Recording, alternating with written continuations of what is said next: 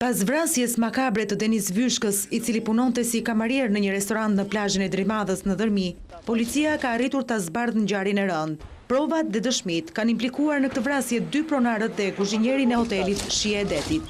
Sipas policisë, bashkëpronarët Ervis Zylfaj 24 vjeç dhe Altin Imeraj 35 vjeç dyshonin për vjedhjen e 500.000 lekëve nga ana e kamarierit, ndaj e kanë dhunuar atë deri në vdekje me sende të forta. Ka qenë kuzhinjeri 20 vjeçar Miklovan Zymeraj, ai që ka transportuar trupin e Pajet me një mjet në bregun e Detit.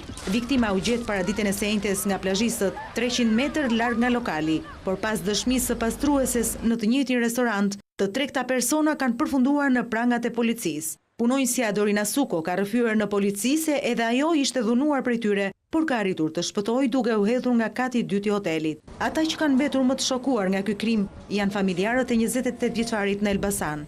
Për ta Denisi, i cili e ushtronte profesionin e kamarierit për vitesh, nuk ishte akuzuar ndonjëherë për vjedhje. Madje ata thonë se i riu çdo vit gjatë sezonit veror shkonte në lokalet e Dërmiut për të punuar. Të shtueshme ma krim se kaj s'ka kuve ma.